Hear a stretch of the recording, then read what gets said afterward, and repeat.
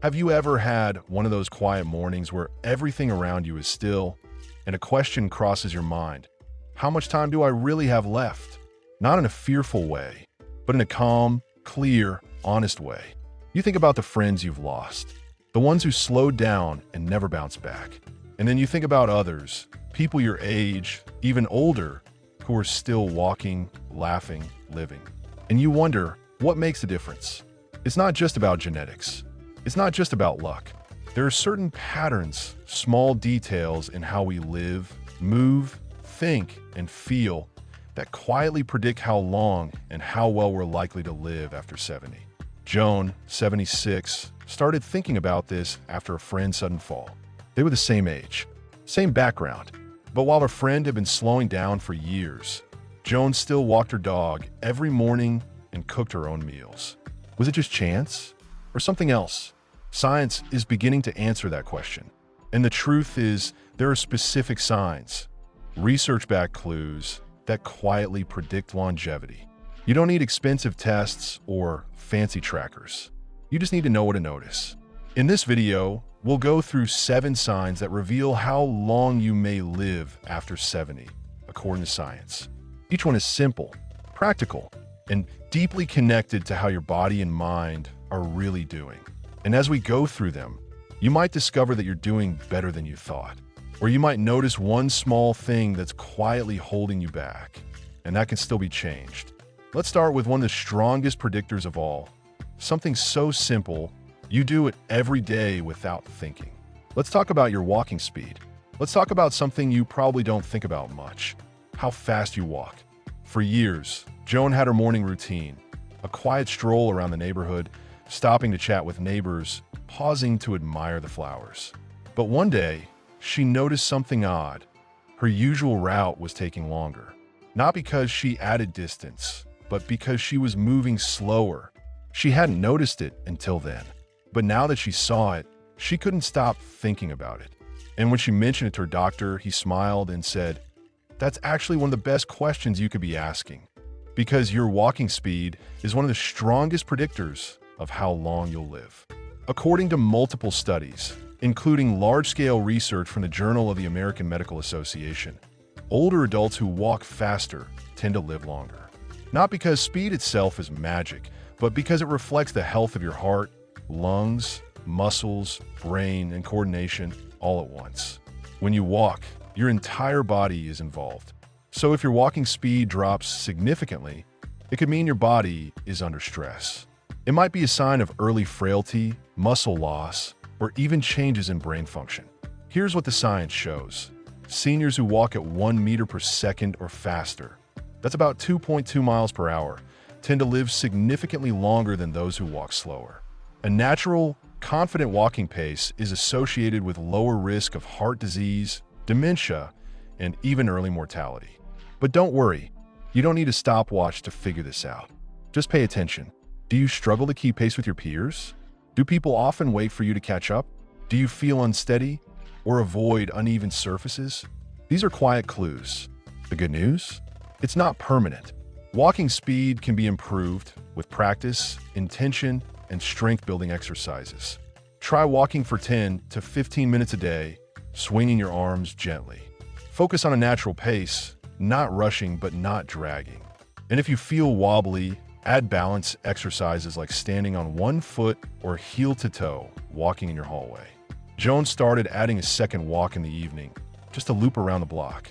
After 2 weeks, she felt steadier, more in control, and more confident, not just on the sidewalk, but in her own aging. Because how you move through the world says a lot about how long you'll stay in it. Now let's shift to something higher up, your grip. You may not think your hands have much to say about your future, but science says otherwise. Now, let's talk about something you might not expect: your grip. Frank had always had strong hands. He'd built things, fixed things, and carried groceries with one arm. But lately, opening jars had become a struggle. Turning doorknobs felt awkward. And one afternoon, he nearly dropped a pan just moving it from the stove to the sink. He laughed it off at first. "Must be getting old," he said. But when it kept happening, he started to wonder, is this just weakness or something more? Here's what science says: Grip strength is one of the most powerful predictors of longevity, especially after 70. In fact, some researchers call it a biological marker of how well your body is aging. Why? Because your grip reflects more than just hand strength. It's a sign of your muscle mass, nervous system function, cardiovascular health, and overall physical resilience. In large studies, people with stronger grip strength tend to live longer, recover better from illness, and experience fewer complications from surgery or injury. In other words, how well you can hold on may reflect how well your body can hold on to life. But how do you know if your grip is weakening? You might notice difficulty opening jars or bottles, trouble turning keys and locks, hands tiring quickly when cooking, writing, or gardening, more frequent drops or slips while holding objects. None of these signs mean you're doomed. They just mean it's time to gently rebuild. The good news? Grip strength can be improved. No gym required. Try this. Keep a soft stress ball or rolled up sock nearby. Squeeze it slowly and firmly for 3 to 5 seconds, then release. Do this 10 to 15 times a day. Use a small hand gripper device or even a tennis ball. Practice lifting a light grocery bag by the handles and holding it for 30 seconds. And most importantly, keep using your hands. Knead dough, garden, fold laundry, play cards. Use your hands in ways that challenge them, but don't strain them. Frank started doing simple hand squeezes during commercials. Within a few weeks, he felt steadier holding his coffee mug. And the day he opened a new jar of pickles without asking for help, he smiled himself like he'd won a gold medal. Because sometimes small strength means big independence. Next, let's move from the hands to the heart. Not the organ, but the outlook. Because how you feel about life itself may quietly shape how long it lasts. Let's take a moment to look inward, towards something you can't measure with a tape or a timer, but that science says may predict how long you'll live just as powerfully. Your outlook. Sylvia had always been a realist. She didn't like false cheer. She told it like it was. But in recent years, she noticed that realism had turned into something heavier. She found herself expecting the worst, assuming people didn't really want her around, saying things like, "At my age, what's the point?" even when she smiled. And she didn't realize it, but those quiet thoughts were shaping her body as much as her mood. Because science has confirmed something extraordinary. Optimism is a significant predictor of longevity. In one major study from Harvard, researchers followed thousands of people over decades and found that those who described themselves as optimistic lived up to 15% longer than those who didn't. Even when adjusting for other health factors, the pattern held: positive outlook equals longer life. But what does that really mean? It's not about pretending everything is perfect. It's not fake smiles or blind positivity. It's the willingness to believe that good things are still possible, that challenges can be overcome, that you still matter, that tomorrow might be worth showing up for. This kind of thinking affects your immune system, your heart health, your willingness to take care of yourself, and even your brain's resilience to stress. When you believe your life still has meaning, you're more likely to eat well, move your body, stay connected, and plan for the future.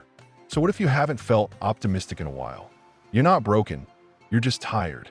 And optimism can be rebuilt gently. Try this. Each morning, write down one thing you're looking forward to. Even something small like a phone call, a favorite meal, or a sunny afternoon. Surround yourself with stories of real people living with joy. Read something uplifting, watch something kind, and spend 5 minutes thinking about something you did well. Sylvia started by writing one sentence each night. Today I'm grateful for. Some days it was her cat. Other days it was hot coffee. But slowly, she noticed that her mind